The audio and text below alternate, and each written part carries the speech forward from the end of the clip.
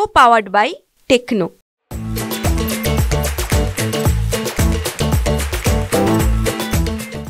उपस्थित बीड जिल्ह्यातून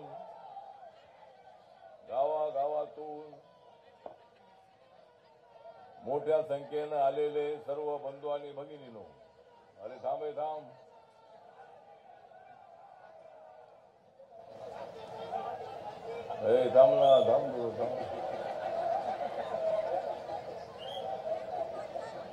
तर आज इथे मोठ्या संख्येने आपण सर्वजण इथे उपस्थित आहात. या मैदानात एवढी जमलेली आहे भीड, या मैदानामध्ये एवढी जमलेली आहे भीड कारण पप्पू कागलेंचा बाले किल्ला आहे बीड.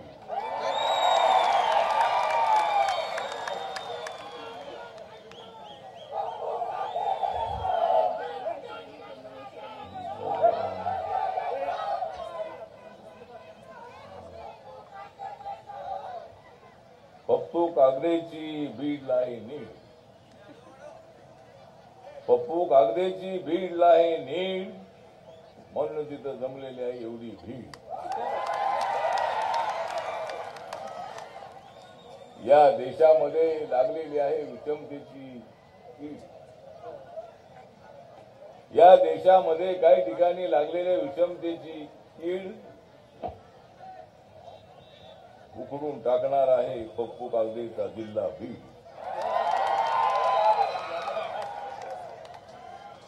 मैंने तो जगाई है गांव गांव की नाद, मैंने तो जगाई है गांव गांव की नाद, इसलिए मुझे मिल गया इतना बड़ा हार. क्योंकि मैं मंत्री बना हूं तीसरी बार, क्योंकि मैं मंत्री बना हूं तीसरी बार, अब मैं मंत्री बनता रहूंगा बार बार बार.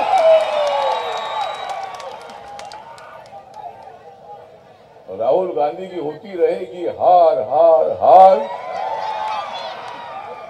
फिर मैं क्यों नहीं मंत्री बनूंगा बार बार बार.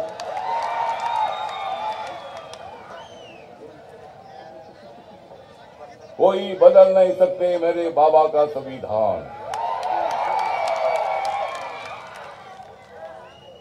कोई बदल नहीं सकते बाबा का संविधान, जो बदलेगा उसकी हम ले लेगी जान.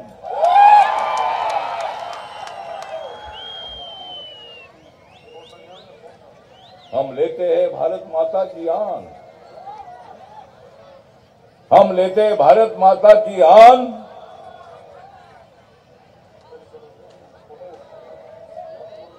क्योंकि हमें बढ़ानी है बाबा के संविधान की शान.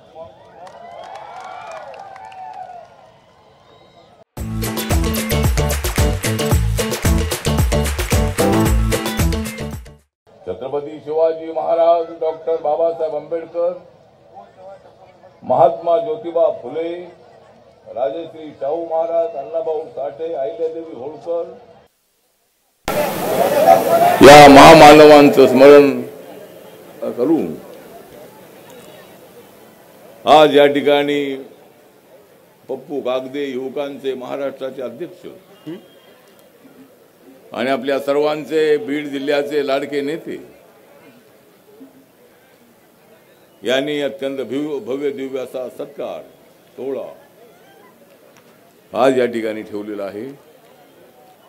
अनेक ठिकाणी माझे सत्कार झाले, पण आजचा जो सत्कार आहे हा सत्कार आगळा वेगळा अशा पद्धतीचा सत्कार मला वाटला.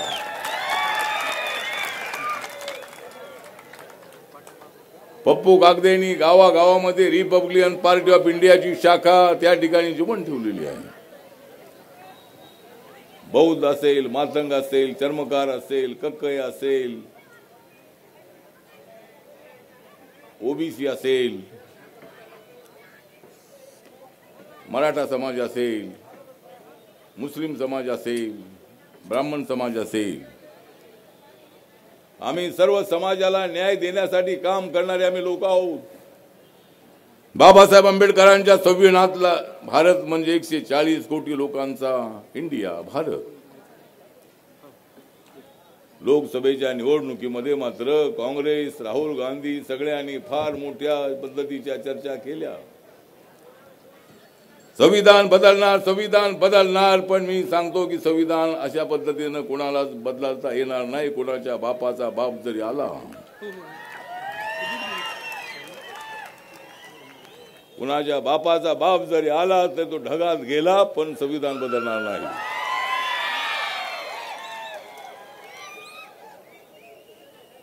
आपणाला काम करायचं आहे समाजासाठी, समाजासाठी काम करायचं आहे, गोरगरिबांसाठी काम करायचं आहे, उपाशी तापाशी माणसाला पोटभर खायला द्यायचं आहे. ज्याच्या अंगावर कपडा नाही त्याला कपडा कसा मिळेल याचा प्रयत्न करायचा आहे.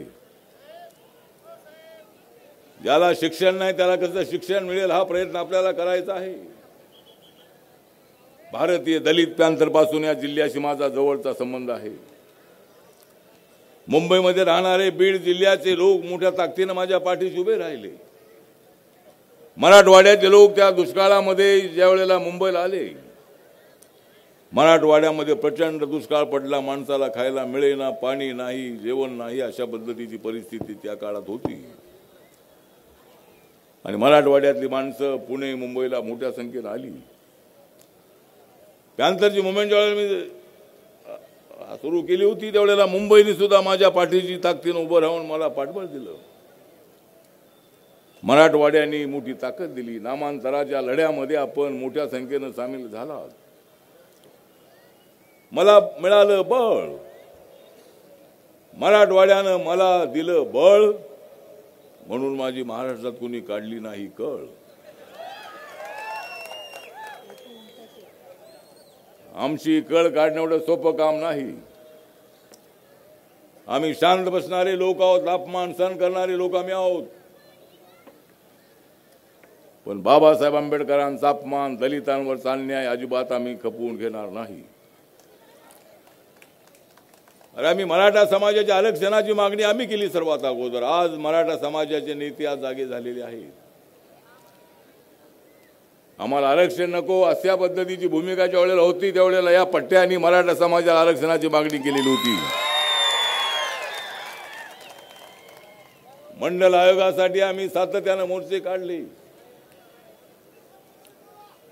आणि गोपीनाथ मुंडेंसारखा नेता, प्रमोद महाजन यांच्यासारखा नेता नामांतराच्या लढ्यामध्ये आमच्या पाठीशी उभे राहिले. नामांतराच्या लढ्यामध्ये गोपीनाथ मुंडे, प्रमोद महाजन आमच्या सोबत जेलमध्ये होते. नामांतरासाठी बीजेपीचा त्या काळामध्ये पूर्णपणे पाठिंबा होता. आज आम्ही भारतीय जनता पक्षाबरोबर माननीय एकनाथ शिंदेंच्या सोबत, अजितदादांच्या सोबत आम्ही आहोत. प्रामाणिकपणाने आम्ही तुमच्या सोबत आहोत. आमची किंमत झालेली नाही कमी, आमची किंमत झालेली नाही कमी. तुम्हाला सत्तेवर बसवण्याची देतो मी तुम्हाला हमी. माझा समाज तुमच्या पाठीशी आहे, पण आपण सुद्धा आम्हाला काहीतरी दिलं पाहिजे. पप्पू कागदेंसाठी केची जागा द्या द्या अशा पद्धतीची चर्चा झाली. पंकजा ताईंशी सुद्धा त्या मंत्री असताना त्यांच्यासोबत चर्चा झाली होती. 2019 मध्ये पप्पू कागदेला केची जागा मिळायला हवी होती, पण अचानक नवीन उमेदवार आणण्यात आला. वर्षानुवर्ष काम करणाऱ्या पप्पू कागदेंसारख्या एका नेत्याला तिकीट त्या ठिकाणी मिळालं नाही. माननीय मोदी साहेबांनी मला मंत्री केलेला आहे, मोठी गोष्ट आहे. देशामध्ये आमचा पक्ष वाढतो आहे. नागालँडमध्ये माझ्या पक्षाचे 2 आमदार आहेत. मणिपूरमध्ये माझा पक्ष रेकग्नाइज पक्ष आहे, तिथं माझ्या पक्षाला 17% मतं मिळालेली आहेत लोकसभेला. अनेक राज्यामध्ये माझा पक्ष आहे. नरेंद्र मोदींचं काम अत्यंत, बाबासाहेबांच्यासाठी अत्यंत चांगलं काम आहे. पण महाराष्ट्रामध्ये आम्हाला सत्तेचा वाटा मिळाला पाहिजे. अरे आम्ही तर तुमच्या दुश्मनांचा काढलेला आहे काटा. आम्ही तर तुमच्या दुश्मनांचा, काँग्रेस, राष्ट्रवादीचा, शिवसेनेचा काढलेला आहे काटा. तरी तुम्ही का देत नाही आम्हाला आमचा वाटा? आम्ही जास्त मागत नाही. आमची जेवढी ताकद आहे तेवढी ताकद आमची आहे म्हणून आम्ही मागतो. अजूनही केच्या संबंधामध्ये विचार व्हायला हरकत नाही, जरी सिटिंग आमदार असलाही. एका बाजूला सगळा समाज माझ्या पाठीशी उभा आहे, त्याचा विचार बीजेपीने करणं अत्यंत आवश्यक आहे. आणि मराठा समाजालाही मी सांगतो की मराठा समाजाच्या पाठीशी आम्ही आहोत. या महाराष्ट्रामध्ये महार, मांग, मराठा, मुसलमान जर आले एकत्र तर कोण राहतात बाकीचे? पण आम्हाला सर्वांना एकत्रित आणायचं आहे. ओबीसी समाजाला मला न्याय द्यायचा आहे. ओबीसी समाजाचं जे आरक्षण आहे तेच त्यांना अगोदर कमी मिळालेलं आहे. पण मराठा समाजाला मराठा म्हणून आरक्षण मिळत नसेल तर माननीय जरांगे पाटील यांची मागणी आहे की आम्हाला ओबीसी म्हणून आरक्षण द्या. पण ओबीसी मध्ये टाका म्हटलं तर ओबीसी म्हणतात आमच्यात टाकू नका. पण मराठा समाजाला आरक्षण द्यायचं कसं हे सरकारने ठरवणं अत्यंत आवश्यक आहे. आम्ही माननीय जरांगे पाटील यांच्या सोबत आहोत. आपल्याला आरक्षण मिळालं पाहिजे, पण ते आरक्षण देताना ओबीसीवर अन्याय होऊ नये अशी आमची भूमिका आहे.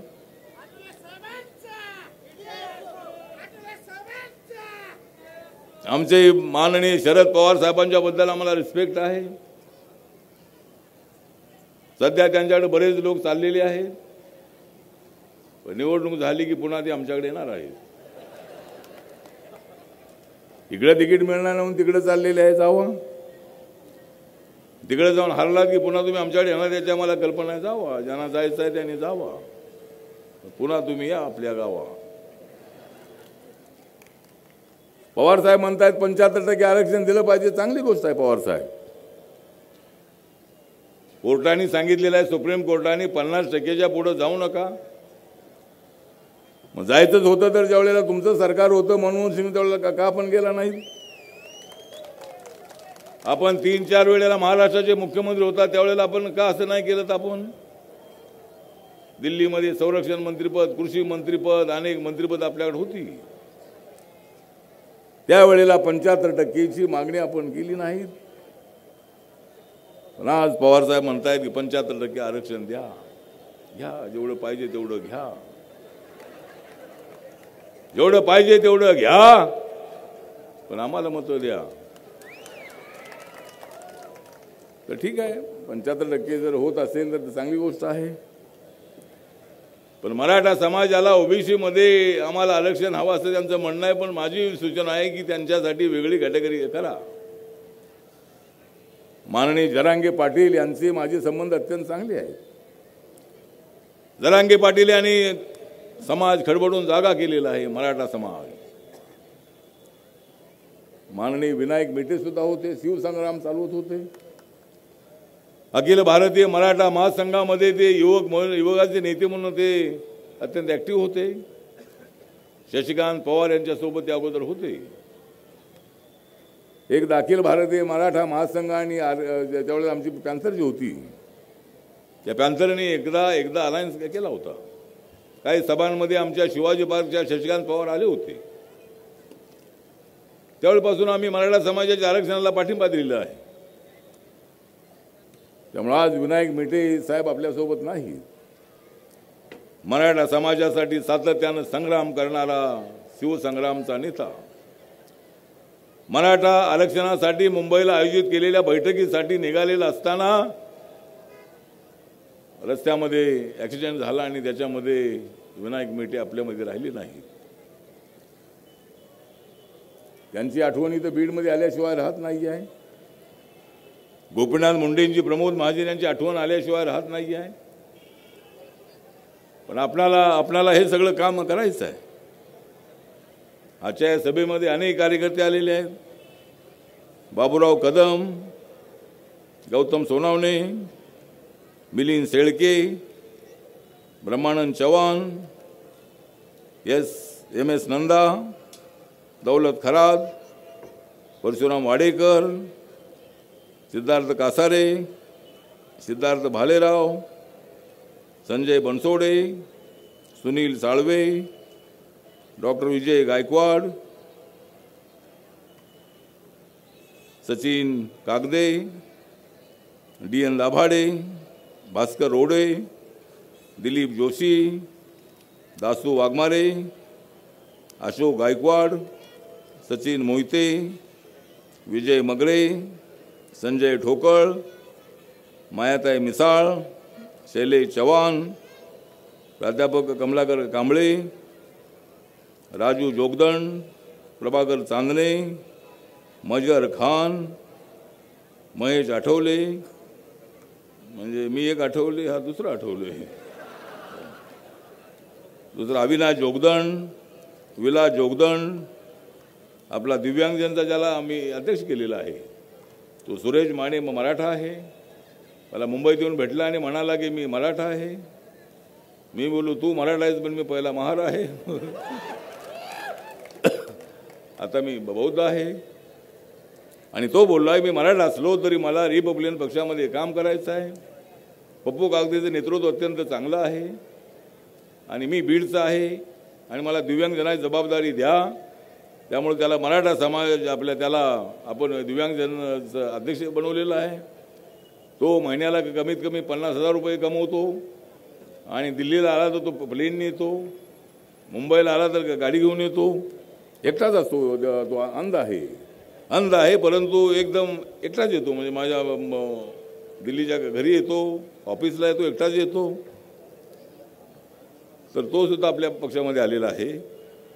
त्यानंतर आपले साहेबराव ससाणे आहेत, सचिन कासारे, अमित तांबे, भाग्यराज अशा अनेक मान्यवर मंचकावर उपस्थित आहेत. आणि आपण सर्वजण अत्यंत मोठ्या संख्येने आज या ठिकाणी आलेले आहात. गायरान जमिनीचा प्रश्न आहे. 90चा GR बदलून तो 2014 पर्यंतचा करावा यासाठी मी प्रयत्न करणार आहे. गायरान जमीन ज्यांना मिळाल्या नाही त्यांच्यासाठी आपल्याला प्रयत्न करायचा आहे. ऊस तोड कामगार जे आहेत त्या ऊस तोड कामगारांच्या मुलांसाठी हॉस्टेल आहेत. तो त्यांचा शिक्षणाचा प्रश्न आहे. त्या ऊस तोड कामगारांच्या प्रश्नांकडेही आपल्याला लक्ष देणं अत्यंत आवश्यक आहे. बेरोजगार मुला मुलींच्यासाठी आपल्याला प्रयत्न करणं अत्यंत आवश्यक आहे. महिलांसाठी बचत गट आहेत. आता मुख्यमंत्री बहीण योजना आलेली आहे. सगळ्या महिलांनी अर्ज भरलेत का? सगळ्यांनी अर्ज भरलेत तर महिन्याला 1,500 रुपये मिळणार आहेत. एकनाथ शिंदेच्या सरकारने प्रत्येक महिन्याला 1,500 रुपये, एका दिवसाला 50 रुपये आणि जर सरकार पुढे आलं तर पुन्हा त्यामध्ये 2-2,500 रुपये आपण वाढवू आणि आपल्याला महिलांना सुद्धा आपल्याला न्याय मिळवून द्यायचा आहे. अशा पद्धतीनं अनेक आपले जे प्रश्न आहेत त्या प्रश्नांसाठी मी दिल्लीमध्ये आहे. दिल्लीमध्ये आपल्या दिव्यांगजनांचे प्रश्न आहेत, शेड्यूल कास्टचे प्रश्न आहेत, मुलांच्या स्कॉलरशिपचा प्रश्न आहे. स्कॉलरशिप आपल्याला वाढवायची आहे. स्वतः योजनेचे पैसे वाढवायचे आहेत. वेळेवर स्कॉलरशिप मिळली पाहिजे यासाठी आपल्याला प्रयत्न करायचा आहे. हॉस्टेलची संख्या वाढवायची आहे. असे अनेक प्रश्न आहेत. आपल्या बेरोजगारांसाठी अनेक योजना आहेत. MSMEच्या योजना आहेत, खादीग्राम उद्योगच्या योजना आहेत, व्हेंचर कॅपिटल फंड आहे किंवा अशा अनेक ज्या सरकारी योजना आहेत त्यांचा योजनासुद्धा आपल्याला त्या फायदा आपल्याला उठवायचा आहे. त्यासाठी आज या ठिकाणी मी एवढीच अपेक्षा करतो येणाऱ्या विधानसभेच्या निवडणुकीमध्ये रिपब्लिकन पक्षाला 8-10 जागा मिळाव्यात आणि त्याच्यामधली केची जागा जी आहे ती केची जागा RPIला मिळाली तर त्या ठिकाणचा उमेदवार आमचा कोण असेल तर त्याचं नाव आहे पप्पू कागदे. तर त्यामुळं या ठिकाणी पप्पू कागदे अत्यंत चांगल्या मताने निवडून येईल अशी अपेक्षा आहे. एक तरुणांची फौज त्याच्या पाठीशी उभी आहे आणि मला सुद्धा जी ताकद मिळालेली आहे त्याच्या पाठीमागे पप्पू अत्यंत समंजस असणारा कार्यकर्ता आहे, विचार करणारा कार्यकर्ता आहे.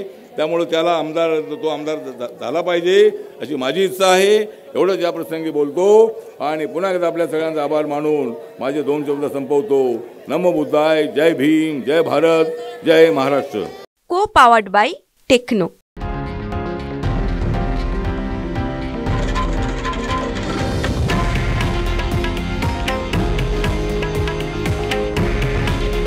हे आहे देशातील नंबर 1 न्यूज नेटवर्क आणि आपण पाहत आहात TV9 मराठी. काळजी तुमची, हित महाराष्ट्राचं.